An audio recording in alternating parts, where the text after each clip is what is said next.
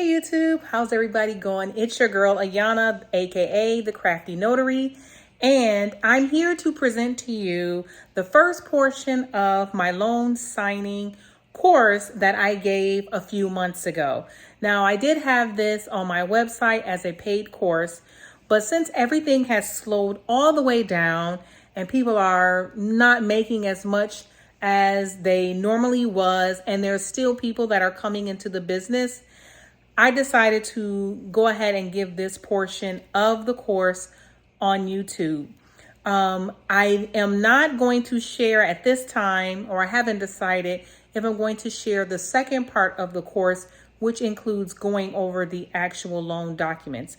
If I do, you will see that as a part 2 to this video. So I hope you enjoy. As always, please comment, like, and subscribe to my channel.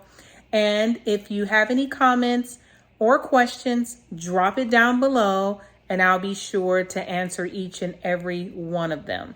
Again, thank you so much for watching. Enjoy the video. Bye.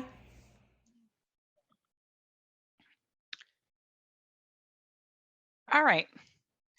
Just want to mention again that this course is not intended to present, this course is intended to present best practices for a successful loan signing.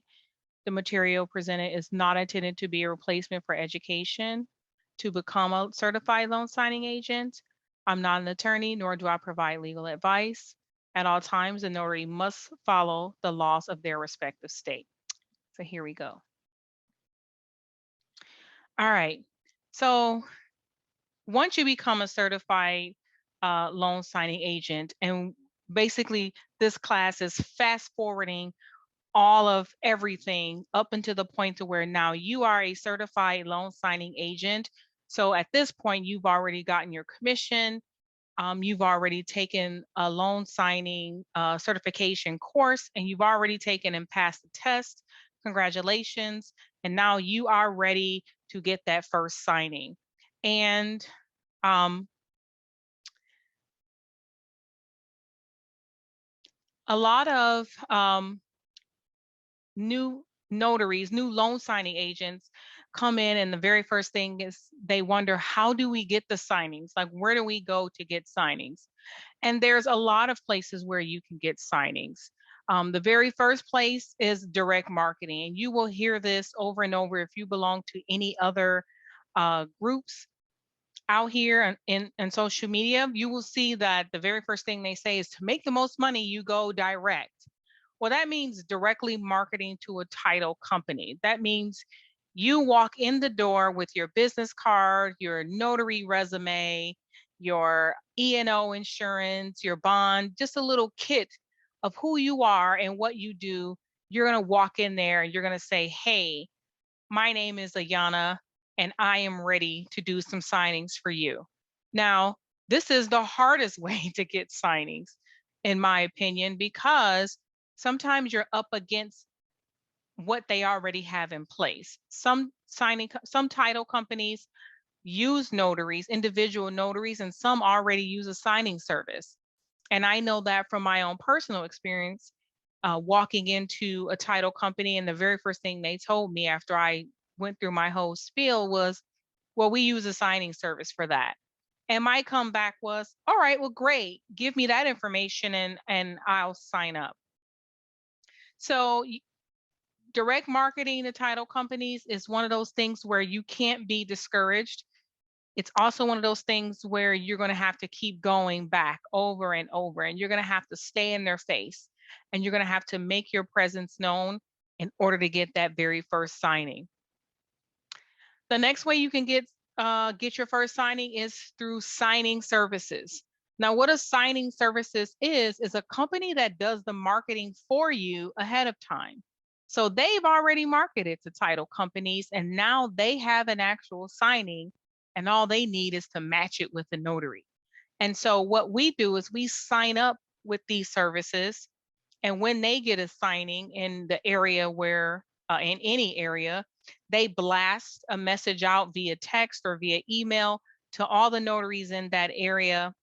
And those notaries have to race to hit that button to get that signing. And I think I'll take that back. This might be the hardest way to get a signing, because you see it come up on your phone and you hit accept and you get nothing. And you see another one come up and you hit accept and you get nothing again. So the way to kind of circumvent that is by picking up the phone and calling some of these signing services. Now, you won't have a phone number for everyone, but there are a select few where there is a phone number somewhere. I know that Notary Go, you can find their phone number, and Mortgage Connect, I think you can always find their phone number. But what you want to do is when you get that signing and you miss it, you want to pick up the phone and you want to call them immediately and say, "Hey, my name is Ayana. I just saw a signing come through for 12345 Lane, and I'd like to be considered for that signing." And they may say, "Well, we've already assigned it, but how long have you been a signing agent?" "Oh, well, I'm a certified signing agent. I've done maybe one or two signings so far, but I'm ready to get started." And they'll say, "Okay, well, we'll consider you for the next signing." And they may hold to that. And if they don't hold to that, keep calling them. And eventually they'll use you, or eventually you'll get one. So either call or stay on top of the accept button, and eventually you will get one. I will tell you from my own personal experience, my very first signing came when it was reassigned from another notary. And that signing came through at 5:30. I was actually getting ready to start dinner, and the signing was for 6 o'clock, and it's 5:30, and I hit it. I was so nervous to hit it, but I hit it and I got it. And the first thing I did was scream to my husband, like, "Oh my gosh, I just got a signing." And I'm like, "Well, there goes dinner. You're on your own." And I got the documents. They called me to confirm. I told them, "Hey, I am this far away from this address," because I mapped it immediately. I mapped it and I knew how far away I was. And they said, "No problem. Just call the signer, let them know that you're on the way, and just get there as soon as you can." And I did that. It was raining. I feel like everything was against me for that very first signing, but I got it done. And I got it back, sent back through FedEx and all that stuff. And there we go. After you get that very first signing out, you're going to feel much better, and you're going to feel more confident about doing this work. The next one is notary directories. Notary directories are places like um, snapdocs.com, or Notary Cafe, or 123 Notary, or signingorder.com. I believe it is signingorder.com.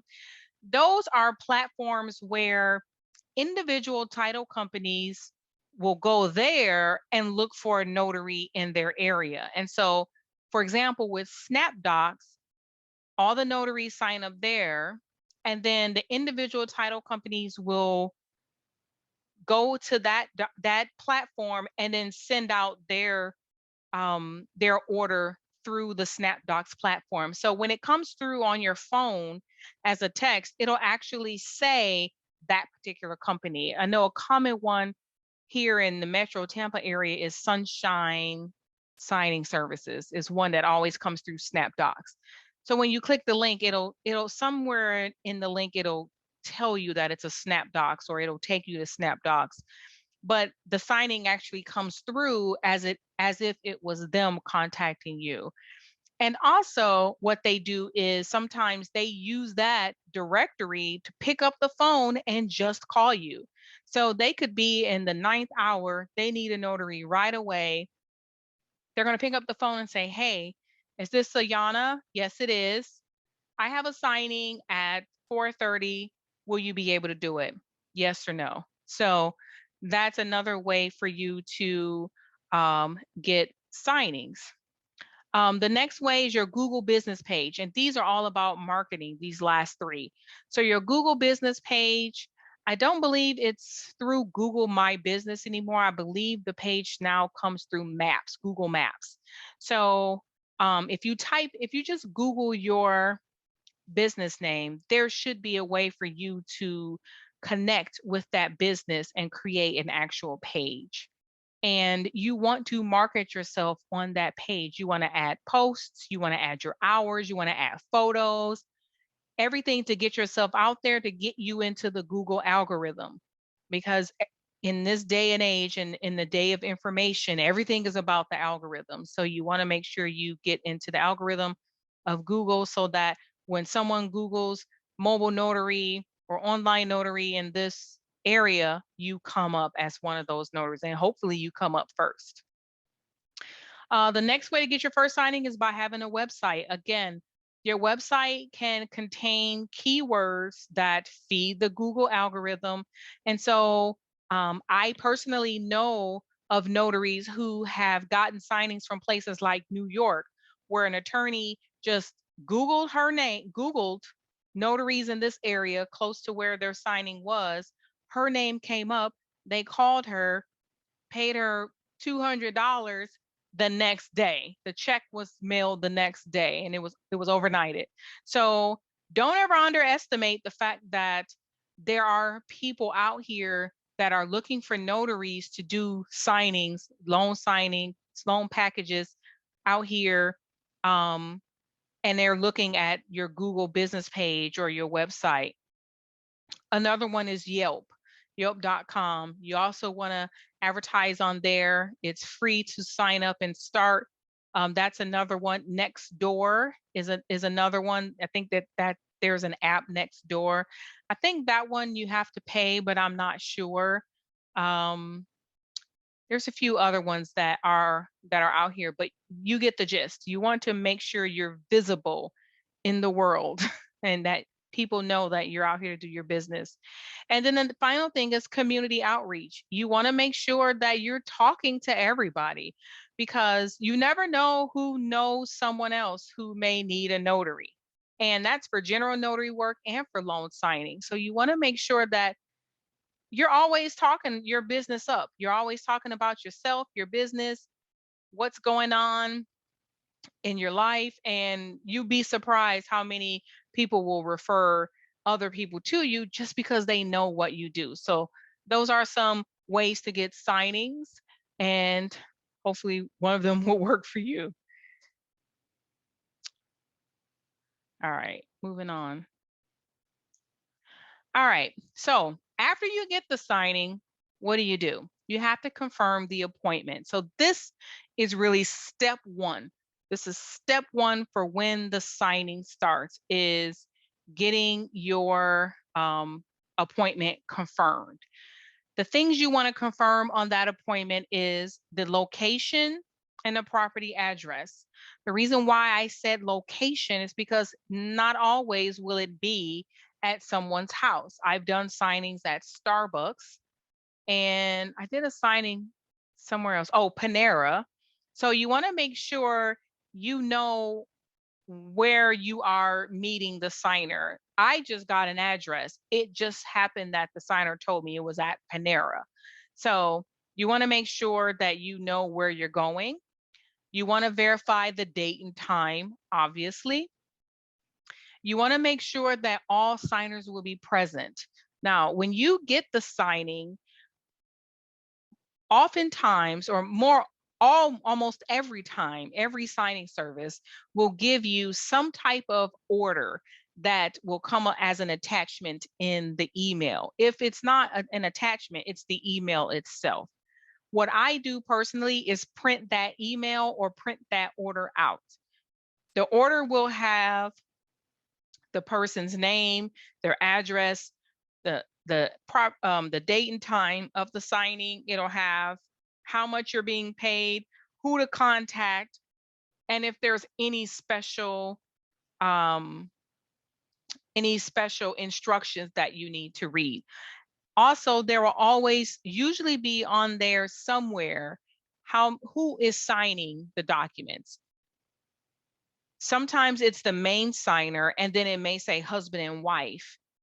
You need to know who will be signing, and if it's not evident on the order, you want to ask your signer, are there other people signing the documents? Is there any other persons than you signing the documents? They may say, yes, my wife or my mom or whomever. You want to make sure they're all present at the signing. Otherwise, you can't conduct a signing. And then you also want to confirm that all signers have 2 forms of valid ID. You may not need 2 forms, but it's better to ask for 2 ahead of time and have them prepared for 2 than to just say you only need your one valid piece of ID and then get there and find out you need a second piece and they have to scramble to look for one. So you want to make sure they have 2 valid forms of ID, and we'll get a little bit more into ID when we get into the documents. All right, so now we've gotten the signing, we've confirmed our appointment. The next thing we're going to do is get documents. Usually the documents come at least 24 hours before the signing. There are times where those documents come 30 minutes before signing. So you want to get efficient in knowing what to expect in the documents and what to look for in the documents, so that in the event you get documents on the fly, you know you can scan through and look at them to make sure that they are correct before you head out the door. That won't always be the case. There may be some times where you get them so fast you don't have time and you just have to go with it. But when you get the documents, you want to download and you want to print all of the attachments as soon as you get them. The more time you have, the better you are. And you want to make sure that when you print the documents, you get both the lender and the title documents. The title documents usually have the title's name on the document. So if I'm doing a closing for Inspire Closings, then I will see all of their affidavits will have their logo in the corner of those documents. And we'll see those when we get to the documents. And then the lender documents typically don't have that. But another good tip for knowing the lender documents versus the title documents is most of the time, the lender documents are jurats and the title documents are mostly acknowledgments. I've just noticed that over time. It may not be true all the time, but that's generally the case that I've seen so far. The next thing you want to do is I kind of scroll through the documents just to make sure that nothing's cut off. I always look at the first couple of documents and compare the name to the name on the order just to make sure the name looks correct.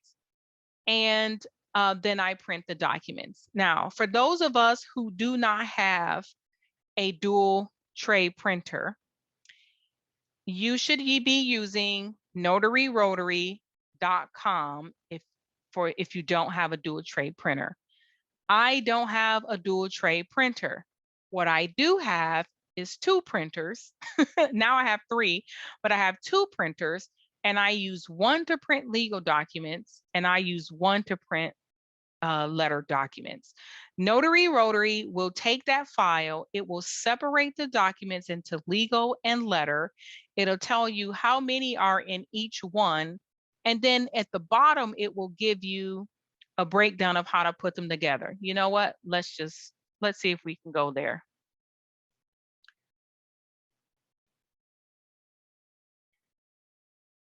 And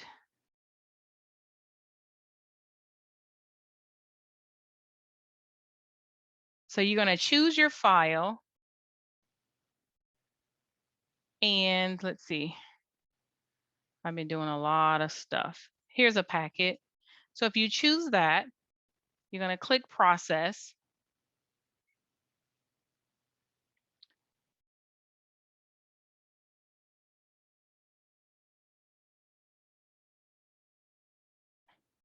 Just making sure I'm on the same screen. All right. And then as you can see here, you have 122 pages in this document. 122 pages in this document. That's not the tool that I wanted. Let's erase that. Here it is. There we go. 122 pages in the document. You have 114 letter. You have 8 legal. And here it gives you the page breakdown. So this one was easy. It's just 8 legal go on top and the 114 go on the bottom. Let's see if I can find a better one that gives you a better breakdown, because that one was probably not, because, oh, let's try this one.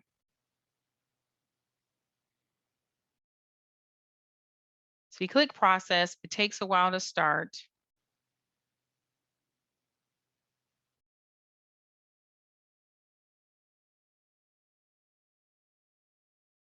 Is this one gonna go? There we go.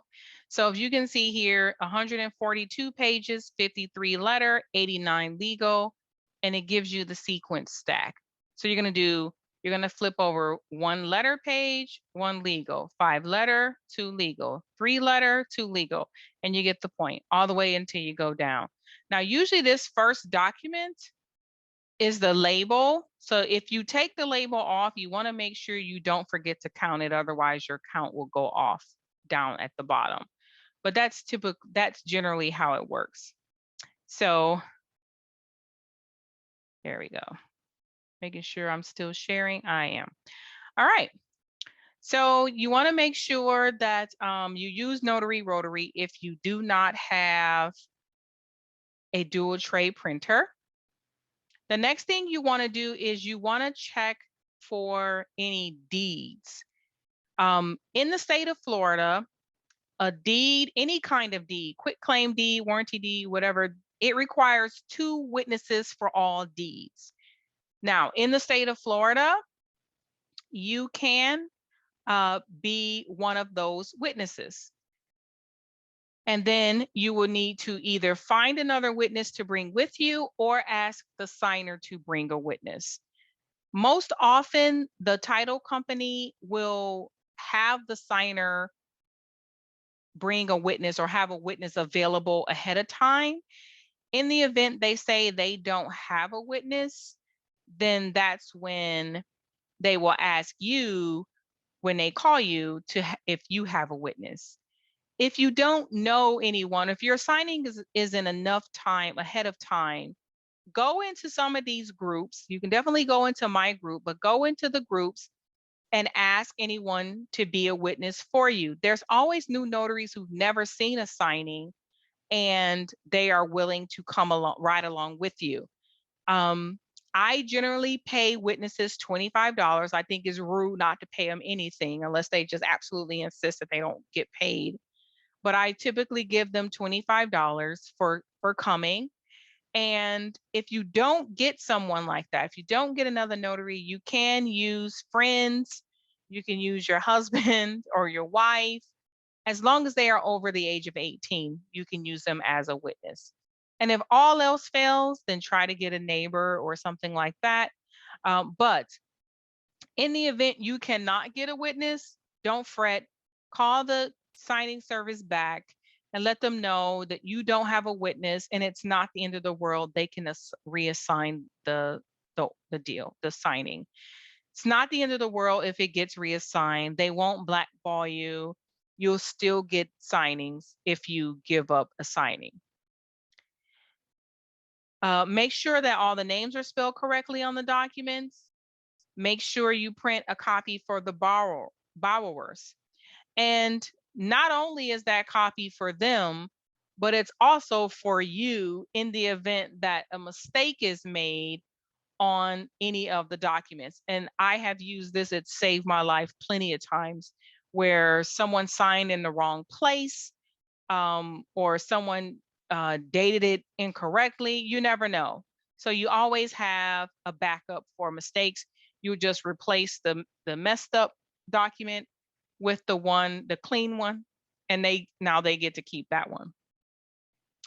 Tab or tag documents if necessary, so you make sure you don't miss signatures. Miss signatures, it's not the end of the world again, as long as you have a great and positive attitude about getting them corrected, but you don't want to miss them. I know I don't. You just don't want to you just don't want to miss anything. So make sure that you're tabbing the documents, you're tagging the documents so that you know where those signatures are or where they need to go. And I like to do this ahead of time for a few documents. One is the application, two is the VA HUD form. And I actually included one to show you. So we'll get to that later. All right. And then you want to list all of your documents that require notarization in your journal ahead of time. So I have an electronic journal that I use. It's called Notary Act. NotaryAct.com is the name of the website. I think I pay $4.95 or something like that, $9.95. And it's an electronic journal. So what I do is it gives me the ability to list or create documents that are like the most common documents in a loan package. And so when I go through a loan package and add the notarial certificates to my journal, I just flip through, I just put the date, put the type of document, put what kind of notarial act it is, how many pages, boom, I go to the next one, and it goes very fast. But that's not to say that you don't have to do this in a written journal. It works the same way. It's just that it's a little bit quicker when I do it with the electronic one. All right, so now we've gotten a signing, we've confirmed our appointment, we printed our documents, and now we're off. So when you get to the appointment, you want to arrive early. If you're on time, you're late. That's what they say, right? So you want to make sure you get there early because you don't want to run the risk of being late at all. I typically map all of my signings before, like when I call them, so I have an idea of how long it'll take me to get there. And then I map it again about an hour before I leave, just to make sure I'm capturing the traffic for the time that I'm in. I don't know about you guys, but where I live in Wesley Chapel, the traffic can be insane at certain times of the day. So I try to map it at least twice so I have an idea roughly how long it'll take me, and then I know for sure how long it's going to take me when I map it before I leave. All right. Once you get there, you want to start with collecting all of the identification. You're going to use that to, number one, add to your journal, and then you're going to use that to complete any ID forms. The Patriot Act form, there's a notary identification form, but you want to make sure that you start with the ID, because if you don't have identification, you don't have a signing. The name on the ID must match exactly as the signature line on the documents. Now, there's a caveat to this. If the person's name is Jane Doe Smith, and the line says Jane Doe Smith, then you're good.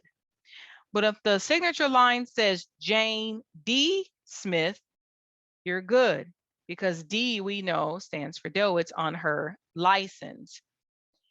If it just says Jane Smith, then, and the license say, if her driver's license says Jane Smith and has no middle name, but the signature line says Jane D Smith, you need another piece of ID to verify that her middle name or that middle initial is a D. Because how many Jane Smiths are there out there? So you want to make sure that the name matches on the signature line. Another common thing is when us ladies get married, we sometimes hyphenate a name. You want to make sure that if your name is hyphenated, that the whole name is on the ID, or they have ID with that other name on there. Okay.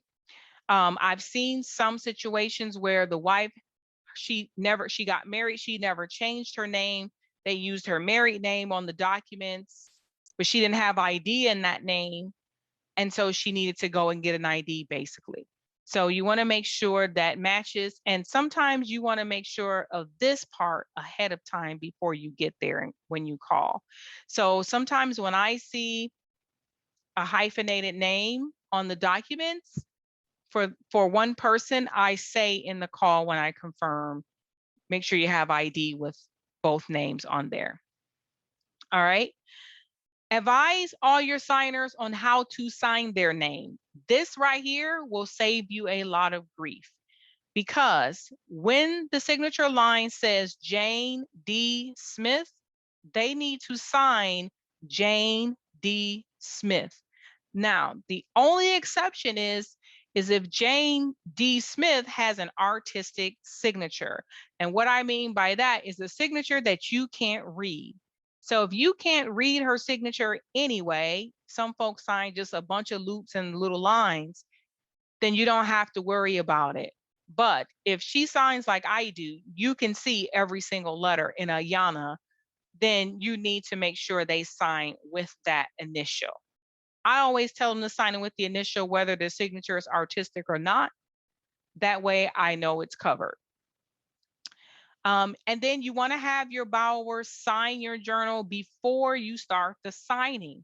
The reason why you want to do this before and not after is because when that signing is over, they're ready for you to leave. So if you pull out your journal and say, now I need you to sign in 7 spots, they're not going to be happy about that. Get the journal signed ahead of time.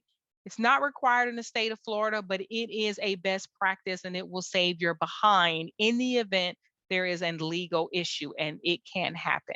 So you want to make sure you have a journal, because I'm willing to bet, I don't know for sure, but I'm willing to bet that if something happened, the signing service or the title company is going to lay it squarely on the notary. Like, well, we sent a notary out there. So as a public official, you want to make sure you're keeping record of everything. And then if there's any issues with the ID at all, you want to contact the signing service right away, or the person who assigned you or contracted you. You want to get them on the phone right away and let them know what's going on. All right, so now we've done everything up until this point, and now we're ready to sign. So you want to make sure that you are in control of the signing. I'm guilty of this. A lot of people talk during the signing. They want to talk about their cats. They want to talk about the weather. They want to talk about politics. They want to talk about everything. So you want to make sure that you are controlling the signing. And if things are getting, a little down the way, you kind of pull it back in and keep going with the signing. I like to have the signer sit in a clockwise pattern. Just recently, this past week, I've had signers sit across from each other on the table, but I had the wife move to the other side. I like to sign in a clockwise pattern because that way, whomever is on the loan documents, who's taking out the loan, I have them sit first. And then that way, when I'm explaining the documents, everybody's on one side of the table and can see what I'm explaining. Now, unless the other person doesn't care, they're just going to sign whatever the first person signs off on, then that's fine. But that's just the way that I think it's the best way to do it. So that way the documents just flow right back around to you. Notarize your documents as you go along. I know that in some signing classes, they say to make a stack of documents that are to be notarized and then sign them while they're signing your journal. Here's why I say don't do that, because you'll forget to notarize a document. You'll miss one. So notarize documents as you're going along. I'll even go so far as to say, don't notarize a document until after they've signed it. So for example, if they're signing a document, you see the next document needs a notary, a stamp, and you start filling out that document, what's going to happen is they're going to give you back the document they have. You're going to look at that one, you're going to stamp that one, you're going to give them the one you started working on, and you're going to completely forget that you didn't stamp it, you didn't sign it, something. So they know you're there to notarize. They're going to sit there while you notarize. So I have them sign, and then as it comes back to me, I do my thing and notarize it. Every now and again, I'll fill in just the state and the city, the venue, but I typically don't fill in anything else until I'm at the signing, because I want to make sure the signing is actually taking place. Another good tip is to check your signatures and your date after each page. This is your first check. So when the documents circulate around and they come back to you, take a quick look at not only the signature, but the date too. I've had it where a signer misdated the date. They put their year of birth for the 2022, and I had to go back and get that date changed. So make sure you check the signature and the date when it comes back to you before you flip it over. And that way, that's your very first check. That's your first eyes on that document. Use blue ink unless it's stated otherwise in the instructions. Most often, they don't care if it's blue or black. I never sign in black. I always use blue because you can see blue on an original. So I always go with blue. But if it doesn't say, use whatever your preference is. But I think blue is probably the best practice. All right. So I want to touch on what is required to be in a notarial certificate when you are doing a loan signing. And the reason why I'm touching on this is because not all notarial certificates and loan signing documents contain all of the requirements to make a valid notarial certificate for the state of Florida. A lot of times, a few of these items are missing. And if they are missing, then it does not count as a valid notarization. So there are 9 things that are considered requirements for a notarial certificate. The first one is your venue. That is your state and county where the notarization is taking place. So it's not where you were commissioned in, it's where you're sitting, where your butt is in the seat. That's where your venue is. I always make it a best practice to ask, what county are we in? Even if I think I know the county, I ask anyway, because you never know if you're on the line or not. So I can think that I'm in Dade City or somewhere and I'm in Pasco, but I've actually had a signing where it was right on the line of Pasco County and the next county. So I always ask, what county are we in, just in case. You want to have the signer's printed name. This is often missing from the notarial certificate for loan documents. So you might have to write by Mr. A. Smith's name on the document. A description of the notarial act. This is usually always on there. And the way that this is on there is it'll say the person acknowledges or sworn under oath or whatever. So this is what determines whether or not it's a jurat or a acknowledgement. And the reason why it's written like this, because if we were on a remote notarization, we would have to verbalize what the act is. So that's why it's worded that way. The next thing is the notary's printed name. It must be below your signature. There is often never a line for you to print your name, but your name must be printed below your signature on each and every notarial certificate that you stamp. The only exception in the loan documents is usually the mortgage. That's the only document that I always find that has the correct certificate language, like all of the requirements, but everything else you need to write on there your name under your signature. You want to make sure you have your signature, and then the method of identification. This is never or rarely on a notarial certificate for a loan signing. So you need to indicate that that person appeared before me and produced this next one, what form of ID.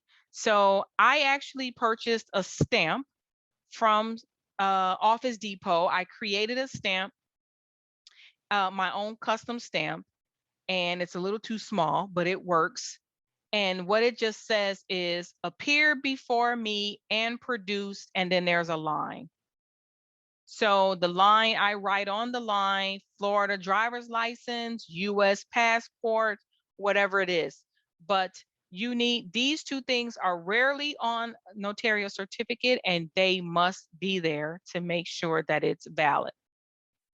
The notary, of course, your seal has to be there. Your seal is your stamp. Now, the word seal is also synonymous with the signature. So sometimes you see the word seal next to the signature line. That doesn't mean you stamp it. It means your signature. So I should have put notarial stamp to be clear, but that's what this is, your seal. And then you need to make sure the date of the notary act is in the actual certificate as well. So it's not enough for it to be at the top of the page. In my opinion, it should be in the notarial certificate as well. So those are the 1, 2, 3, 4, 5, 6, 7, 8, 9 things that go on a notarial certificate. And then the 10th one is just for remote, for Ron, not for loan sign. Well, it could be for loan signings. If you're doing a loan signing remote, you have to make sure that you disclose that it was performed using audio video communication. All right. So now we've done everything in the signing. We've made our appointment. We've shown up. We've presented the documents, and now we're finishing up. You want to make sure you check the documents at the table before you leave. I always say, all right, that's the last document. Give me 5 minutes to check the documents to make sure I didn't miss a signature, and then I'll be out of your way. During that 5 minutes and I'm checking signatures, I do not talk, period. I don't talk. I'm checking for signatures and dates because I don't want to come back. So cut that out, cut the chit chat and focus on quality control and make sure everything is signed. Then you want to present the copy of their documents to them before you leave. Do not give them the documents when you get there. Otherwise, they'll go through the documents while you're there and start reading everything. And that's not what you want. You want them to have it for when you leave. Then you want to make sure you gather up everything, make sure you left nothing behind. I'm always going with 3 stamps, a pencil, a pen case, binder clips. I have all kinds of stuff, flags, everything. So make sure you don't leave anything. And then you want to make sure after you're done with your signing that you scan in your required documents within 1 to 2 hours after signing. Now, when you get so good and you have a whole day full of signings, this may or may not be able to happen for you because you might have things booked back to back. I think signing services are now a little bit more lenient with that, and they're giving you up to 4 hours. But just err on the side of caution and get any documents scanned in as soon as possible. And that way they can start doing their quality control check and you can move on with your day. Once you scan back any documents, you want to drop off your package at FedEx or UPS or whatever. It's usually FedEx or UPS the same day if possible. Usually if the signing occurs after 5 p.m., they give you grace to drop the documents off the next day. But if you're signing at 9 or 10 o'clock in the morning, or in the early afternoon, they're expecting that those documents are dropped off before the cutoff. In my area, the cutoff is, I think, 7 o'clock p.m. at my FedEx. But I want to tell you this. During the holiday season, make sure you call and double check what the cutoff is.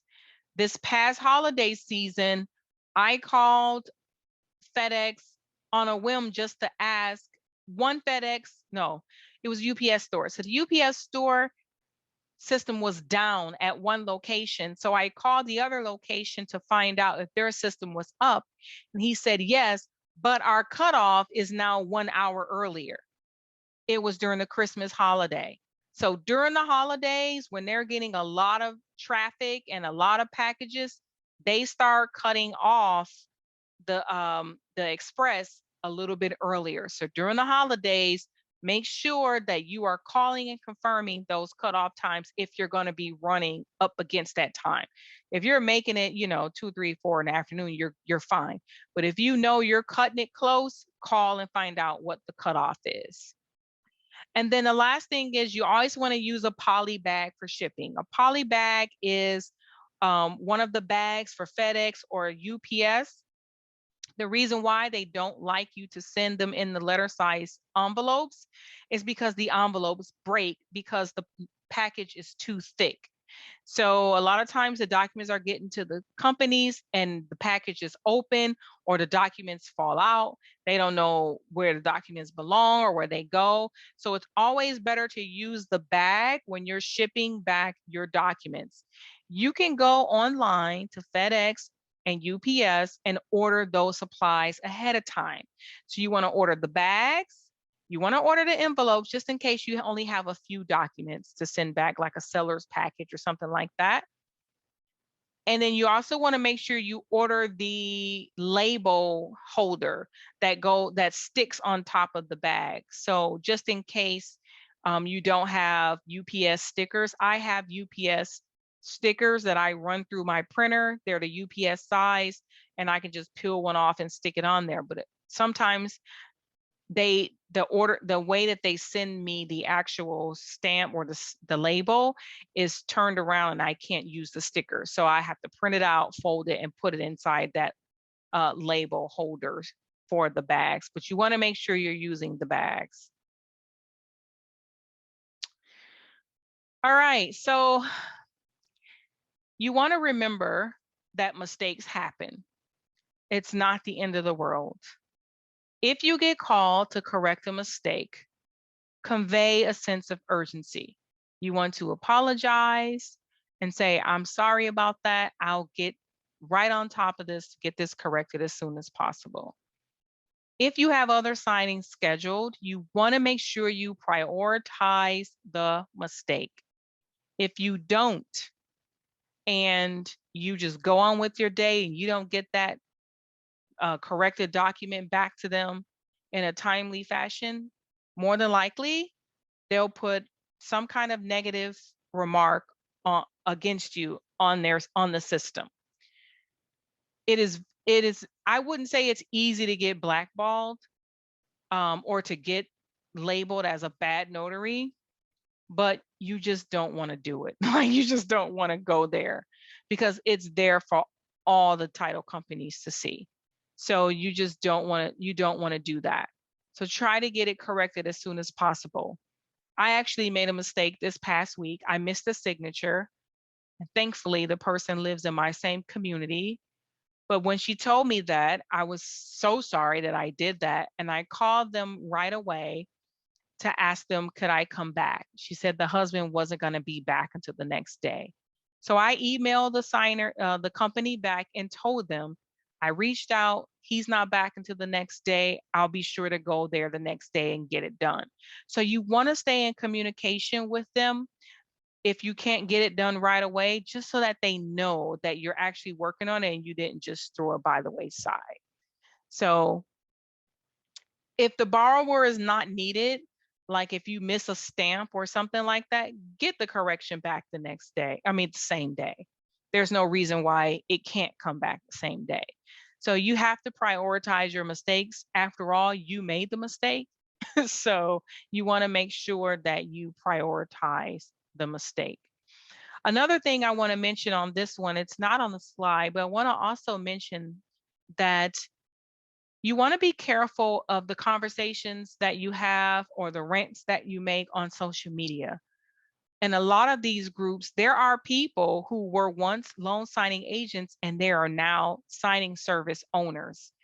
And oftentimes they will contact you and say, hey, I'd like to make you a preferred notary. But I've seen where people will go off on a tangent and be completely nasty and awful in a social media group, and that just tells them that they don't want to work with you. And so you want to be mindful of kind of the discussions that you get into, your tone and your attitude. And if you watch any of my YouTube videos, you know that attitude is important. Your mindset is important. In order for you to succeed in this business, you have to be willing, you have to be grateful, and you have to be you have to have integrity when you're when you're putting yourself out there. When you don't do that, then people don't want to work with you. After all, people are making huge financial decisions, and you're there to facilitate that decision. So you want to be a trusted notary.